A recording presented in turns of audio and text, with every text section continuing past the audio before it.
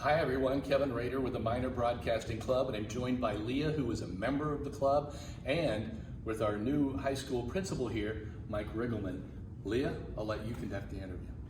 Hello, today we are here with Michael Riggleman, like we just said, and I'm going to ask him a few questions about this year at Linton, Stockton High School and Junior High. Starting off, hello Mike Riggleman. Hello, nice to meet you. Nice to meet you too. What are your future goals with our school? Well, I mean, at first, my immediate goal is just to learn more about what Linton does. I mean, I worked here for 15 years, but it's been 10 years since I've been here, so there's been a lot of changes. So the first thing I will do is try to get caught up to speed.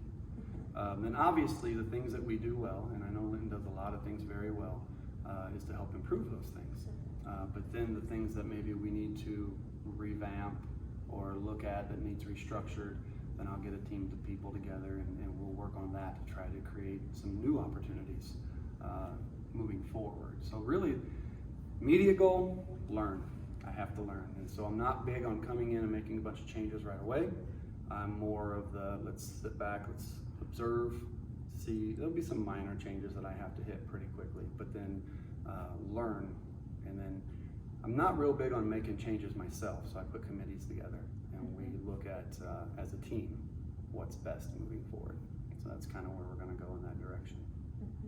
You said you worked here for 15 years before moving away or working somewhere else. Have you been waiting to come back here? Yeah, yes and no. So I spent 2 years at Olin Valley and then I spent almost 15 here before getting into administration. And the goal was, the immediate goal at that time was, yes, I want to return. I want to be principal here.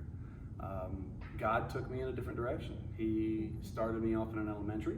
I had spent 17 total years working high school, and then he puts me in an elementary, and that was that was a learning experience. It's a whole different approach to younger kids. And then he moved me to to Edgewood Junior High, where I thought, okay, this is a little bit more my speed, and this is a little bit older kids, and I got to learn some things from the administrative side that you don't really see when you're a classroom teacher. So there was another learning experience. And then he took me to Bonfield for 5 years, where it was kindergarten through 6th grade, so I get the wide range. So a lot of learning experiences for me to get me to this point. And then, like I said, when they opened up this job, I thought, you know, I live 4 blocks from here. You know, I have to look at it, right? I have to look at it. And I wasn't sure, because I've gotten my staff and my situation at Bloomfield is right where I wanted it.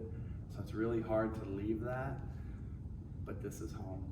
This is home. And so for me to come back and be able to lead the school that my kids graduated from, that my grandkids are going to, my nephews and nieces came through here, and that I spent so much time helping direct as well as a teacher, that is a dream come true, yeah. I know you kind of already answered this, but how long have you been working in education? 27 years. Wow. Yeah, long time, 27 years. Long time. Yeah. Tell me about, we have a club, the Minor Broadcasting Club. Okay. And I don't know if you're familiar with it, but obviously you've known Leah. I have known Leah a long time. What do you think of the idea of what we're doing, giving these kids an opportunity to do these kinds of things and broadcast a little bit too? I think it's great. I think the more that we can expose kids to, the better. Part of the reason I got an education in the first place was I came from a family that education was not as, there wasn't a lot of opportunities, right? And so growing up, I didn't know what was out there. I just didn't. When I graduated high school, I floated around for 3 or 4 years, not knowing what to do until I got married, had my first child, and decided, you know what, you gotta get your act together. And that's when I got serious, went to college, got a degree. So the lack of exposure within my family, and then the lack of exposure at the schools back then, you know, you went to, you just didn't get a lot of that. Not small schools, anyway. What I see here is at Lynn, they give them a lot of exposure to a lot of different avenues to be able to figure out what they want to do with their lives. And I think that's great. So anything you can throw out there that they're interested in, and I'm all about it. I think that is wonderful, and it just gives them a leg up. You know? Leah, did you want to ask him about a nickname? Oh, yes. So, for our viewers out there, if you didn't know, Michael and I are old friends, old buddies, that's and he has a particular nickname for me. Would you like to tell us about that? Sure, yeah. So when she was little, I don't remember how old you were, but you weren't very tall.